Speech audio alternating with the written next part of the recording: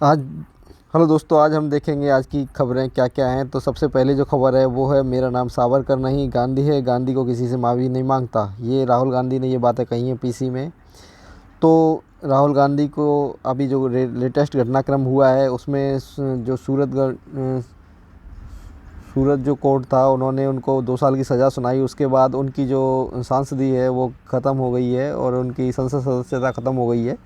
उस वजह से थोड़ा राहुल गांधी थोड़ा अपसेट हैं और ये बयान दे रहे हैं वो कि जैसे जिस तरह से सावरकर ने माफ़ी मांगी थी अंग्रेज़ों से, वैसा मैं नहीं हूँ, मैं गांधी हूँ। गांधी ने कभी माफ़ी नहीं मांगी है, ना मैं माफ़ी मांगूंगा। ये बात वो कह रहे हैं। कोई नहीं, हमें तो केवल न्यूज़ के पर्पज़ से देखना है कि क्या कौन क्या कह रहा है। बीजेपी रिप्लाई टू राहुल, क्या नाखून कटाकर राहुल गांधी ने शहीद होने की कोशिश की? रविशंकर प्रसाद ने किया पलटवार। इसमें रविशंकर प्रसाद ने भी राहुल गांधी पर निशाना साधा है। उन्होंने कहा है कि क्या राहुल गांधी केवल नाखून कटा के, यानी कि केवल संसद सदस्य चली गई है उनकी, उस वजह से अपने को मतलब शहीद होने को बता रहे हैं कि मैं शहीद हूँ। जैसे गांधी जी शहीद हुए थे, क्या वो शहीद होना चाह रहे, मतलब वो अपने ये को बताने की कोशिश कर रहे हैं कि मैं भी मतलब गांधी जी से बराबरी कर रहे हैं वो, इस वजह से। तीसरी बात यह है कि जो राहुल गांधी का जो केस हुआ है उस वजह से जो यूथ कांग्रेस ने है, उन्होंने एक रणनीति बनाई है कि जो बीजेपी के सांसद विधायक हैं उनका वो घेराव करेगी। अगली खबर जो है वो चंडीगढ़ से है। अमृतपाल सिंह जो है 50 मिनट तक लुधियाना की सड़कों पर घूमता रहा। ये वो एक नया सीसीटीवी फुटेज आया है। ये बस से हरियाणा में घुसा था। एक खबर है, अमृतसर पहले भी आतंकियों को मिल चुकी है पनाह। पठानकोट के आरोपियों सहित इन्होंने ली उत्तराखंड में शरण, यानी उत्तराखंड में इनको शरण मिल रही है। देहरादून इसमें बता रहे हैं ये। 2 साल पहले पहलवान सुशील कुमार साथी की हत्या का करीब 1 माह हरिद्वार के एक आश्रम में रुका था। इसी तरह कई अपराधियों ने स्वीकारा है कि उत्तराखंड पुलिस उन्हें मारेगी नहीं। बता दें कि वर्ष 2009 के बाद से उत्तराखंड में एक भी पुलिस एनकाउंटर में किसी अपराधी की जान नहीं गई है। ऐसे में इस बात की आशंका से इनकार नहीं किया जा सकता है कि अमृतपाल भी शरण लेने उत्तराखंड आया होगा।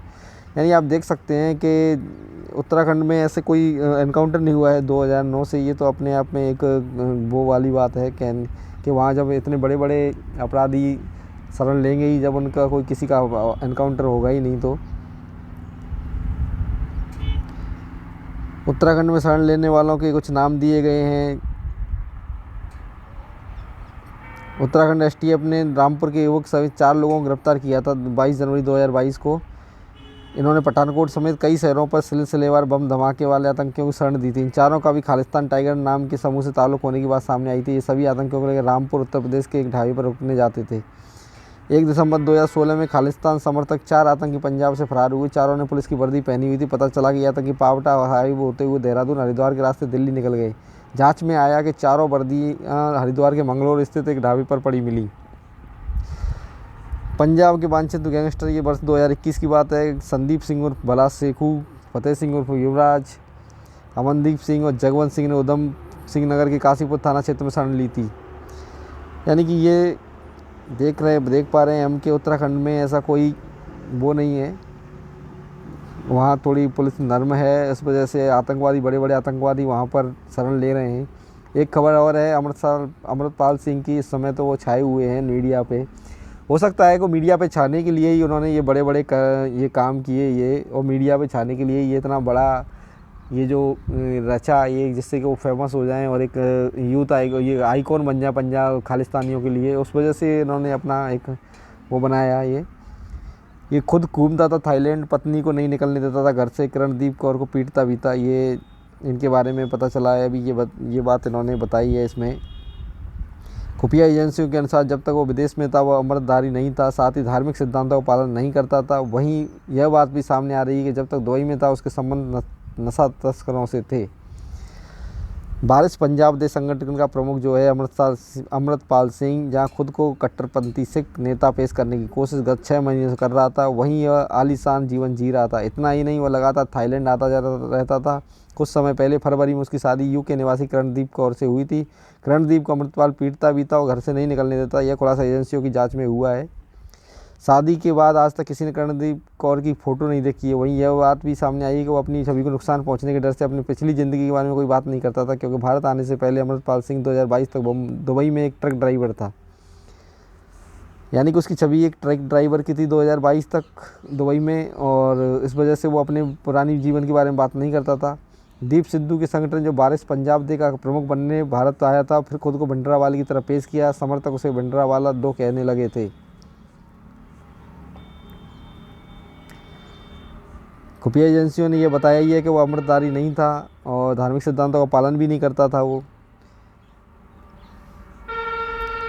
एक जो खबर है वो है अपनी उमेश हत्याकांड को 1 महीना हो चुका है। उसके 2 एनकाउंटर, 1 दर्जन गिरफ्तारी, अतीक की पत्नी, बेटा, 2 गुर्गे अब तक गिरफ्त से दूर हैं। तो कहाँ है उमेश पाल के हत्यारे, ये बताया गया इसमें। अतीक अहमद हत्याकांड से पहले से सूरत जेल में है, जबकि अशरफ है वो घटना से पहले से बरेली जेल में है। शाइस्ता परवीन घटना के बाद से ही फरार है। गुड्डू मुस्लिम है फरार है। गुलाम फरार है। अतीक का बेटा असद है वो फरार है। अतीक के अन्य पुत्र 2 बेटे हिरासत में, 2 फरार हैं। 9 अज्ञात साथी, 2 एनकाउंटर में ढेर, 1 दर्जन से ज़्यादा गिरफ्तार अतीक के अन्य साथी। तो ये बताया गया है। एक खबर ये है कि क्या खतरों के खिलाड़ी ये 1978 में जिस तरह से कांग्रेस ने वापसी करी थी, क्या उसी तरह अभी वापसी होगी कांग्रेस की? क्या राहुल को हमदर्दी मिल सकेगी? जो राहुल की अभी जो सदस्यता, संसद सदस्यता गई है, उसकी हमदर्दी राहुल को, गांधी को मिलेगी? इसके बारे में एक खबर है। नेक्स्ट खबर है, कर्नाटक में पीएम मोदी बेंगलुरु के देवागेरे में रोड शो कर रहे हैं। अभी कर्नाटक चुनाव हैं और येदियुरप्पा उनके साथ हैं। येदियुरप्पा को कर्नाटक का प्रमुख चेहरा माना जाता है। येदियुरप्पा के दम पे ही बीजेपी ने कई ये सरकार बनाई थी पिछली बार भी। येदियुरप्पा एक बहुत बड़ा चेहरा है, उनको बीजेपी नहीं छोड़ सकती थी। हालांकि उन्होंने वो काफ़ी मतलब अभी उनके साथ काफ़ी अटैचमेंट मोदी जी ने भी दिखाया है, उनको काफ़ी आगे लाए हैं और उनको अपने इस ये जो चुनाव हो रहे हैं उसका उनको आइकॉन बनाया है उन्होंने। दूसरी बात, अभी कोरोना की खबर आ रही है, वो स्वास्थ्य मंत्रालय और ICMR की राज्यों को चिट्ठी भेजी गई है कि इसकी जांच के बारे में है। वो क्या है वो देख लेते हैं हम एक बार। उसमें चिट्ठी भेजी है, उन्होंने बताया है कि हालात पर अभी केस बहुत तेज़ी से बढ़ रहे हैं, तो हालातों पर नज़र रखने के लिए कहा गया है। 24 घंटे में जो 1590 लोगों में संक्रमण की पुष्टि की गई है, 6 संक्रमितों की मौत भी हुई है। ये 140 दिनों में कोरोना के एक दिन का सबसे अधिक केस है। इस वजह से 5 हफ्तों में देश में संक्रमण के मामलों में 9 गुना तक बढ़ोतरी हुई है। इस वजह से गृह मंत्रालय ने सभी राज्यों को सलाह दी है कि वे कोविड से मुकाबले के लिए 4T टेस्ट, ट्रैक, ट्रीट, टीकाकरण और कोविड उपयुक्त व्यवहार के पालन पर विशेष ध्यान दें। यहाँ पर ये चीज़ इम्पोर्टेंट है कि 4T का जो वो है, 4T वाली जो बात है, टेस्ट, ट्रैक, ट्रीट और टीकाकरण।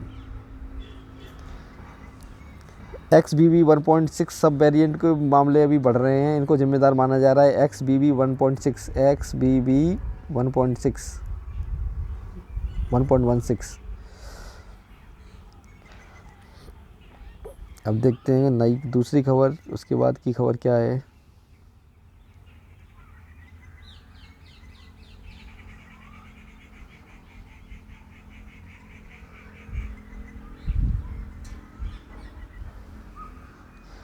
दूसरी तरफ अरविंद केजरीवाल LG सक्सेना पर निशाना साध रहे हैं और कह रहे हैं कि लड़ता बहुत है।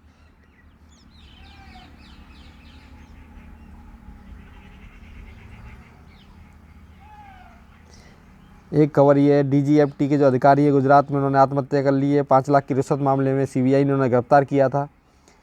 दूसरी टीबी के बारे में खबर है, 2025 तक टीबी मुक्त होने का लक्ष्य था इंडिया का, लेकिन अभी उससे हकीकत उससे काफ़ी दूर है। 2023-22 में तो 13% मामले भी बढ़े हैं टीबी के। वेस्ट बंगाल में शुभेंदु अधिकारी ने जो ममता सरकार पर निशाना साधा है, उन्होंने कहा है कि पश्चिम बंगाल और केंद्रीय कर्मचारियों का जो DA है उसमें 36% का डिफरेंस है। तो आप देख सकते हैं कि वैसे तो ममता बनर्जी कहती हैं कि हम गवर्नमेंट एम्प्लॉयज़ के वो हैं, हिमायती हैं और प्राइवेटाइजेशन के विरोधी हैं, लेकिन दूसरी तरफ आप गवर्नमेंट एम्प्लॉयज़ के जो वो है DA है उसको बहुत कम रख रही हैं, तो उस पर उन्होंने निशाना साधा है। दूसरी तरफ जो उत्तर भारत के मैदानी इलाके हैं उनमें बारिश हो रही है, पहाड़ों में बर्फ़बारी हो रही है।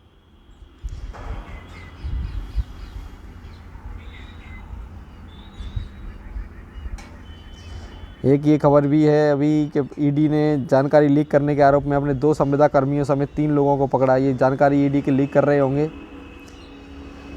शारदा पीठ की खबर है, करतारपुर कॉरिडोर की तर्ज पर खुलेगा शारदा पीठ, इससे क्या क्या बदलेगा वो देखेंगे।